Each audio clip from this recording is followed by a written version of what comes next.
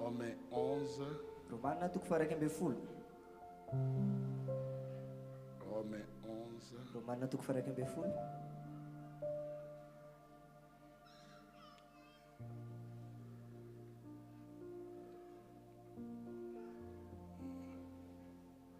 Verset 16, si tu as fait, tu peux lire ça, mon fils. Romana 12 andininy fahaenina folo.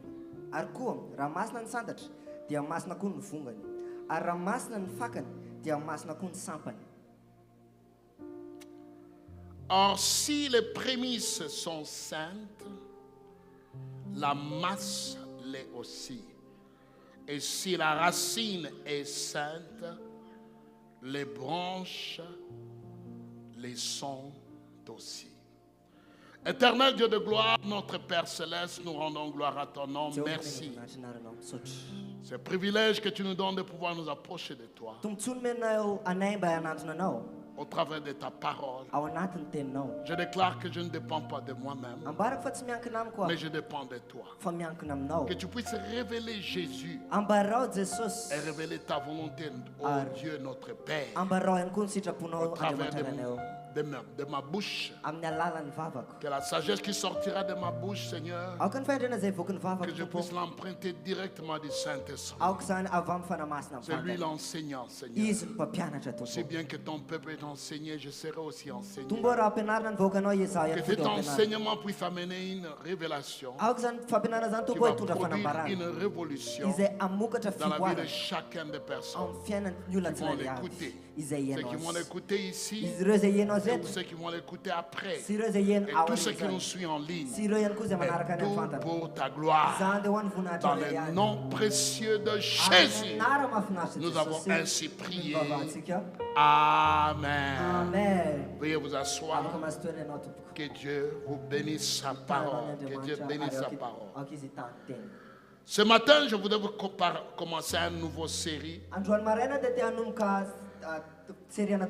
que j'intitule Les principes du premier. Les principes du premier.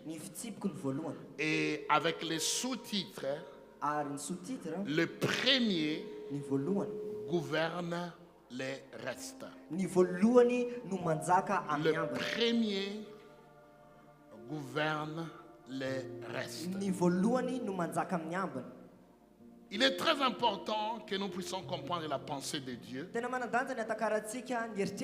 les choses que le Seigneur veut que nous puissions apprendre dans cette saison.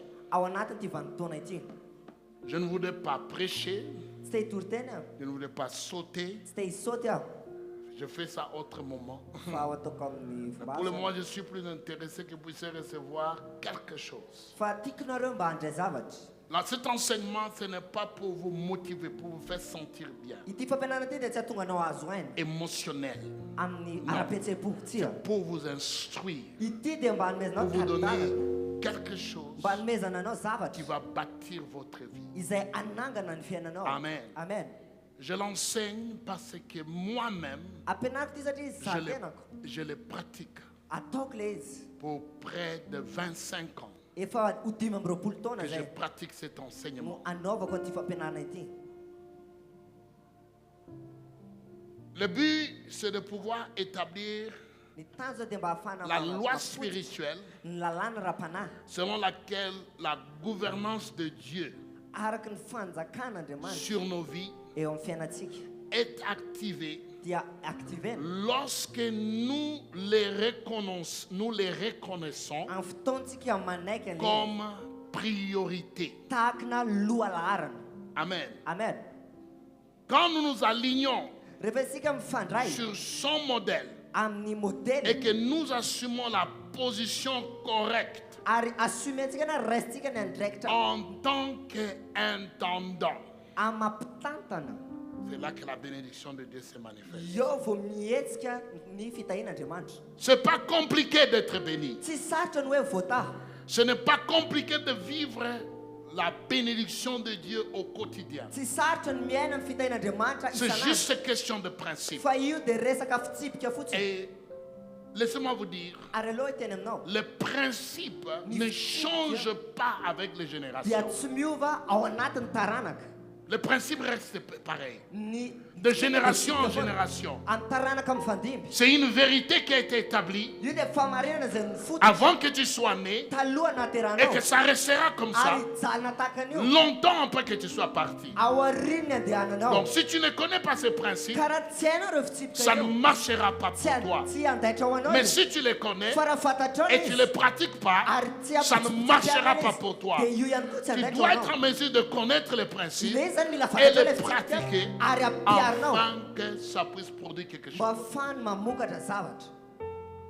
Le principe du premier est un principe de Dieu. Ça n'a rien à voir avec la loi de Moïse. Il ne faut pas confondre. Quand je vais commencer à utiliser la loi ou principe, je vis d'utiliser le mot la loi parce que les gens, quand ils entendent loi, ils font allusion à Moïse. Et ils te jettent devant la façon Moïse. Jésus a aboli Moïse. Non. Il y a des choses qui étaient là avant Moïse, et ce sont les choses de la foi, les principes de la foi, les lois de la foi. Moïse est venu, Jésus a accompli ce qu'il devait accomplir, mais Jésus n'a jamais aboli ces choses-là. Il les a accomplies au contraire. Amen. Il y a une différence entre accomplir quelque chose et abolir quelque chose.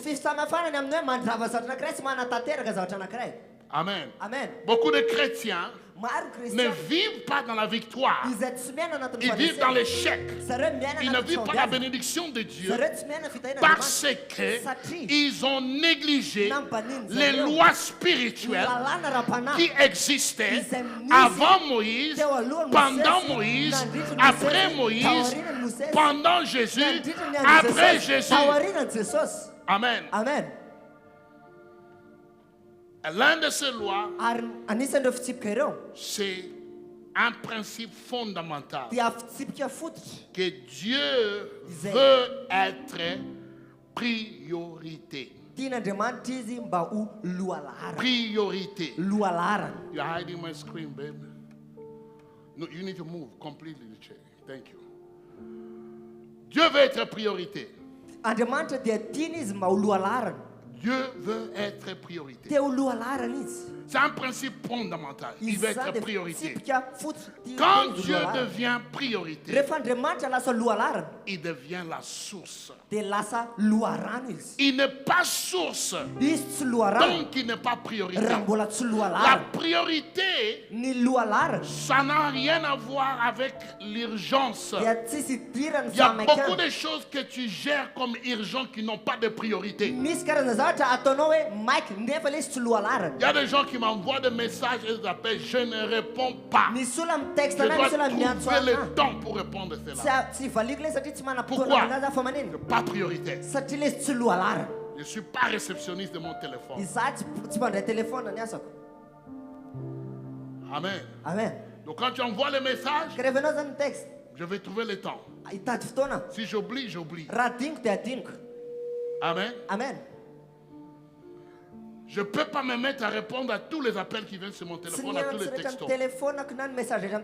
Surtout à mon niveau, je vais passer toute ma journée en train de répondre des textos et des appels. Quelque chose urgent n'est pas nécessairement important. Quand on parle de priorité, on parle de choses qui sont importantes. Hallelujah. Alors pose-toi la question. Quelle est la priorité dans ta vie?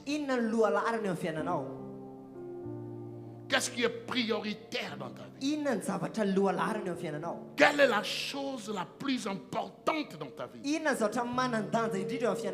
Qu'est-ce qui occupe la prééminence, la primature dans ta vie?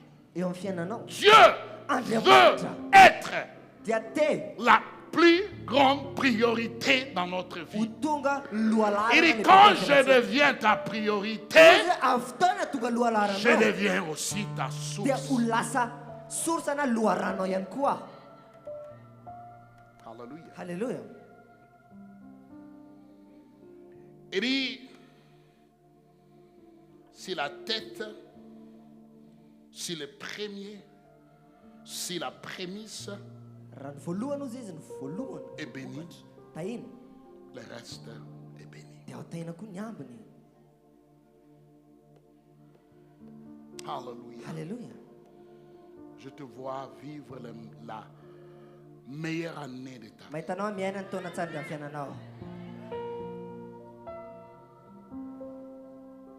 Si la partie offerte en prémisse est mise à part et sanctifiée et offerte à Dieu, c'est-à-dire le reste est mis à part. Le reste est sanctifié. Le reste appartient à Dieu. Donne ta première heure à Dieu. C'est l'équivalent d'avoir donné toute ta journée à Dieu.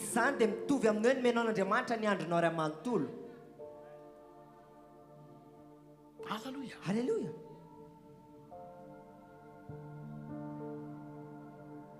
Dieu veut être le premier. Pourquoi? Pour qu'il puisse être la source. La source de ta guérison. La source de tes finances. La source de ton bien-être. La source de ton équilibre. La source. Il veut être le premier.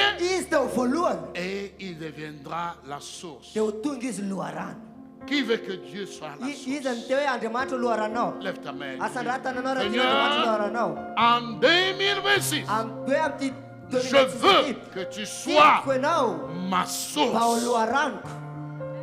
Pas mon travail, pas mes affaires, pas mes amis, pas mon époux ou mon épouse, pas mes enfants, mais toi, Seigneur, je veux que tu sois ma source.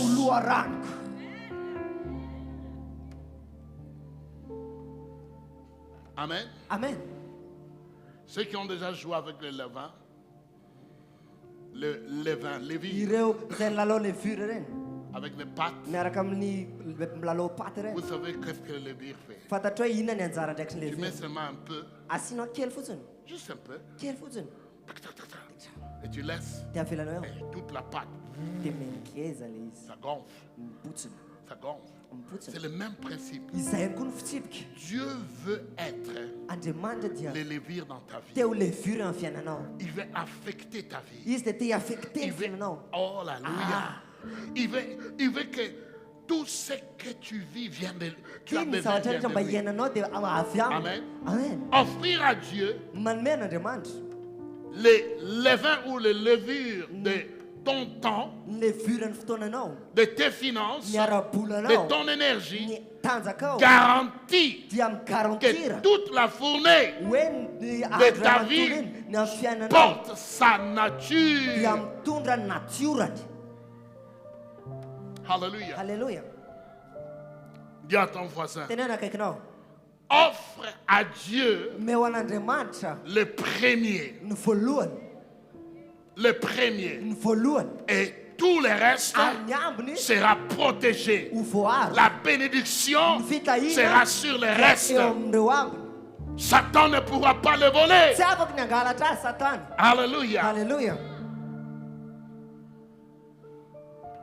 La revendication de priorité. Exode chapitre 13, verset 1 à 2. Exode 13, verset 1 à 2. L'Éternel parla à Moïse et dit: consacre-moi tout premier-né parmi les enfants d'Israël, tant des hommes que des animaux. Il m'appartient. Arjovany tenta Moses kana Noé amasinwainy lama toretra dia izay voalohany teraka rehetra eo amin'ny zanak'Israely na olona na biby fa ay ireny. Consacre-moi. Atokano izy amasiny. Dans trois dimanches. Anatin'ny alatelo. Pas le dimanche prochain, dans 3 dimanches en plein jeûne. Je voudrais dédier un service un dimanche matin pour la délivrance des premiers-nés. Il y a une malédiction qui court dans la majorité des premiers-nés. Dans plusieurs familles. Une vraie malédiction. Oui. Une vraie malédiction. Pourquoi? Quand quelque chose a été consacré à Dieu, tu les reprends, tu veux l'utiliser pour ton propre intérêt, elle devient une malédiction pour toi.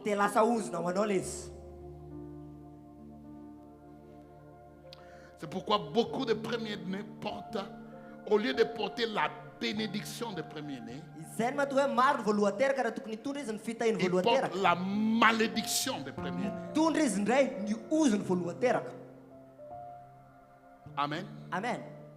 Je vais en parler un peu plus en détail. Mais le Seigneur dit, donnez-moi les premiers-nés. Pourquoi? C'est une transaction spirituelle. Amen. Amen. Dieu réclame les premiers-nés comme un signe de son droit souverain. Il dit, donne-moi les premiers-nés. Dieu est entré en conflit avec Pharaon. Et Dieu a dit à Moïse, je vais l'endurcir. Il a fait beaucoup de miracles, beaucoup de prodiges. Il a frappé. Pharaon se dit, c'est quoi ça? C'est quoi ça? Moïse, qu'est-ce que tu fais là? Et puis Dieu a dit, maintenant je vais jouer les jokers. Je vais amener la dernière carte. Quelle était cette carte-là? Tous les premiers-nés. Tous les premiers-nés. Premiers-nés des hommes, premiers des animaux, tous sont morts. L'avenir de l'Égypte était zéro. Les premiers-nés portent l'avenir. Les premiers-nés sont porteurs de l'avenir. Porteurs d'avenir de famille, porteurs d'avenir de ministère, porteurs d'avenir de travail, dans beaucoup de choses. Quand les premiers-nés partent comme ça, c'est fini. Pharaon a dit non. Ça y est, ils ont gagné. On n'a plus de raison de se battre. Laissez-les partir. Ils sont partis. Mais dès qu'ils entrent dans le désert, Dieu dit écoutez. Écoutez là. Ne blaguez pas. Moi je ne joue pas. J'ai donné en rançon les premiers-nés de l'Égypte. C'est pourquoi vous êtes sortis. Quel sacrifice j'ai fait? C'est votre tour. Donnez-moi vos premiers-nés. Donnez-moi vos premiers-nés. Pourquoi? Sinon vous allez être maudits ici en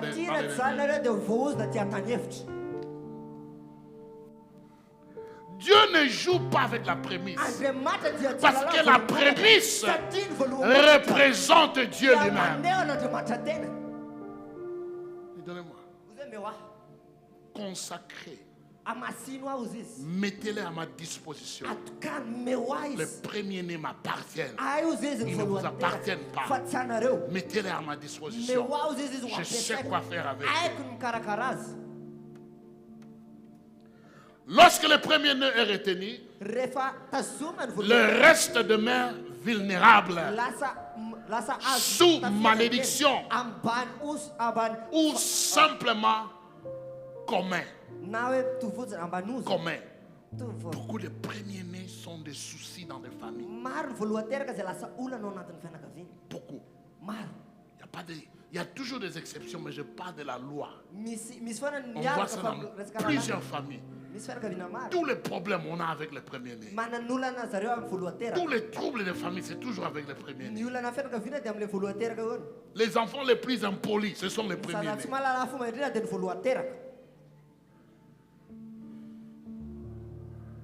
Hein? Non, je connais de quoi je parle. Je suis né la nuit, mais pas la nuit dernière.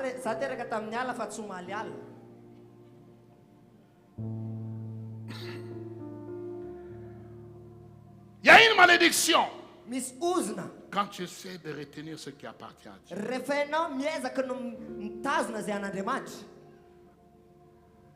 Le paradigme de Caïn et Abel. De l'histoire d'Abel, on apprend quelque chose. C'est le principe que Dieu aime que nous puissions appliquer dans notre vie. Le principe du premier et du meilleur. Vous connaissez bien l'histoire.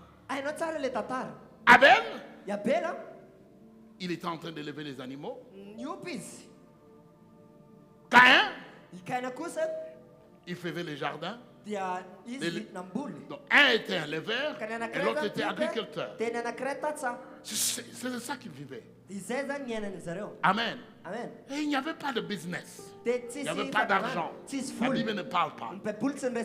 Donc il vivait, donne-moi un peu ton chèvre là, et moi je te donne mon chaussette.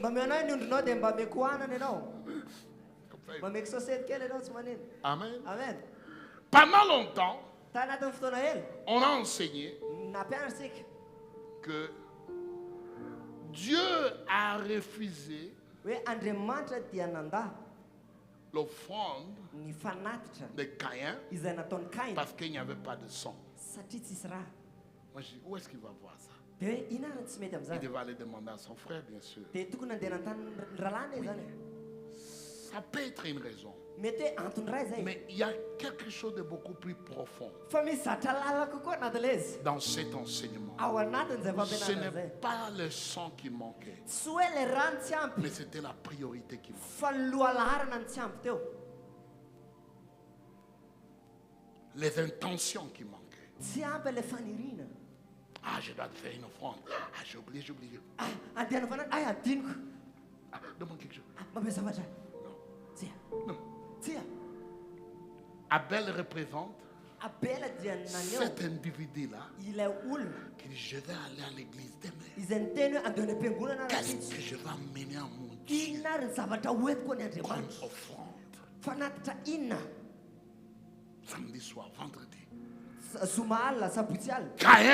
Caïn représente celui quand il est assis à l'église, après avoir dansé et sué, il faut que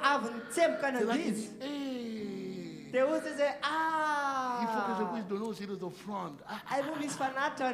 Et quand les paniers d'offrandes arrivent, ils vont à la toilette.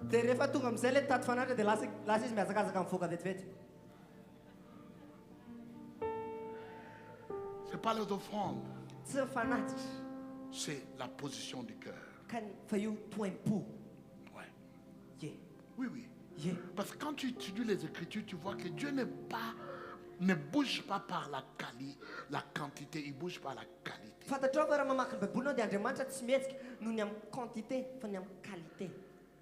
L'offrande de Caïn était occasionnelle, superficielle. Il n'a pas mis sa pensée dans ça. Mais Abel est allé voir dans son stock et a identifié le meilleur qu'il avait. Et il a sélectionné parmi ces meilleurs-là. Il dit, ça, je dois donner à mon Dieu. C'est ça qui a fait la différence. C'est ça qui fait de ça un sacrifice excellent. Ce n'est pas la quantité, c'est le cœur, le fort qui vient dans ton cœur pour choisir. Je ne donnerai pas à mon Dieu quelque chose qui est superficiel. Alléluia.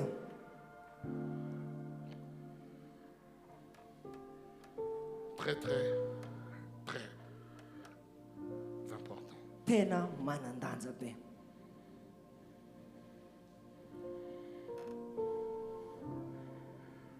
Quand il est allé au marché, Tena de kain. il a fait tout ce qu'il voulait faire avec son salaire. Tena ton sabata sei laivani azan karamane. J'oublie. Tena dink. J'ai oublié l'offrande. Tena dink fanatitra marina. Je dois faire l'offrande aussi. Mila manao fanatitra.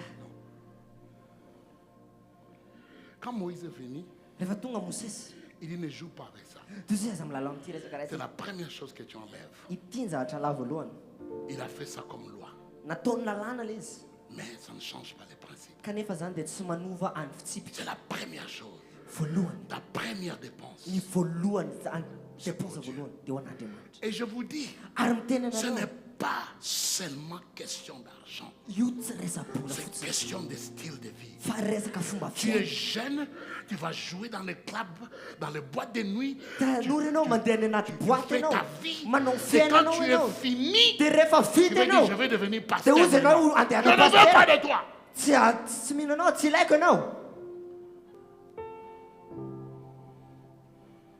C'est pas moi, c'est le Saint-Esprit qui a crié là.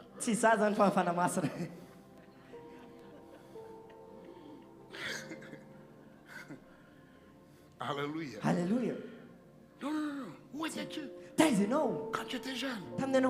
À qui t'as donné ta jeunesse? À la bière, à l'alcool, aux fêtes? C'est un principe de vie. Donne à Dieu le meilleur que tu as. Donne à Dieu le meilleur que tu dois. Oui, tu peux poursuivre les affaires. Oui, tu peux poursuivre les carrières. Oui, tu peux faire des carrières. Mais donne à Dieu le meilleur de toi. Si il est vraiment priorité. Alléluia. Alléluia. Est-ce que vous apprenez quelque chose? Hein? Même si ça sonne comme je suis en train de vous crier dessus. Je vais parler doucement pour ne pas réveiller ceux qui dorment. Ok, je promets, je parle doucement.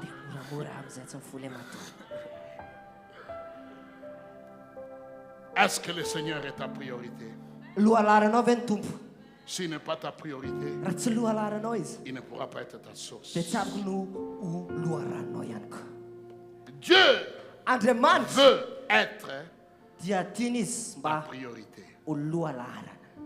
Donc, l'offrande de Caïn, ce n'était pas une compétition entre le fruit de la terre et l'agneau. Non. C'était la position du cœur.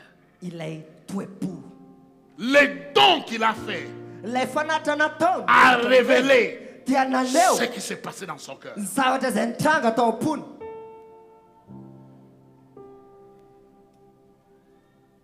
Alléluia. Alléluia. Tes offrandes, la manière dont tu gères ton première heure de la journée, le meilleur de toi révèle ton cœur pour Dieu. Ah non, j'aime le Seigneur. Oui, c'est vrai. Quand tu te réveilles, à qui tu parles? Facebook. Oui, je comprends. Ok, Facebook est ta priorité. Facebook c'est le Tes emails sont ta priorité. Message nous en Qui est ta priorité?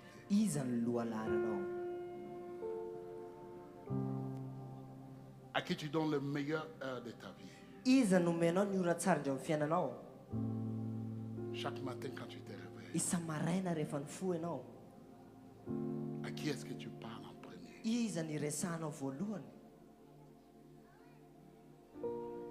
C'est pourquoi j'ai appris à me réveiller à 3h30, 4h du matin. Pour qu'il n'y ait pas de conflit entre Jésus et mamie.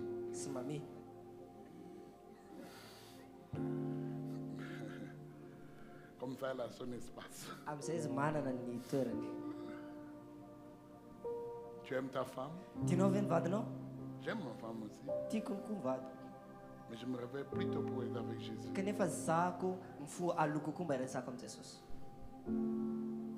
Alléluia. Alléluia. Moi, je suis debout à 4h du matin. À 3h30, je sors de mon lit. Je veux Jésus. Je ne suis pas quelqu'un qui dort tard. Je suis quelqu'un qui dort tôt. À moins que j'ai un projet sur lequel je travaille. Mon meilleur heure de la journée, selon mon métabolisme, c'est le matin. Ouais. Je ne sais pas pour toi, peut-être c'est tard la journée. Tu connais ton meilleur heure. À qui est-ce que tu le donnes?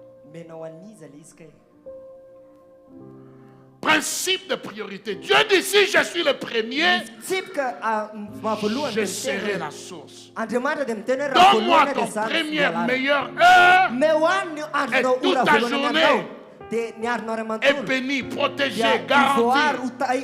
Première heure pour Dieu. Dimanche. Il y a des gens, leur dimanche, il y a une compétition entre Dieu et leurs affaires.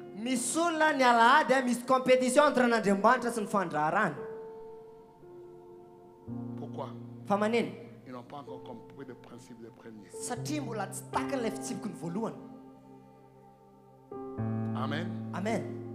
Dimanche, c'est la prémisse de la semaine. Donc ça, Dieu. Ah, mais nous avons réunion de famille. Chaque dimanche, du premier dimanche de l'année jusqu'au dernier dimanche de l'année.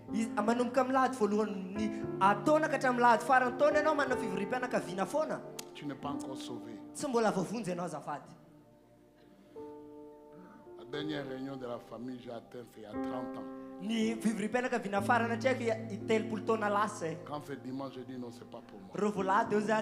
Vous pouvez la voir. Je suis là. Et toi? Alléluia. Alléluia. Tous les dimanches, réunion de famille. Tous les dimanches.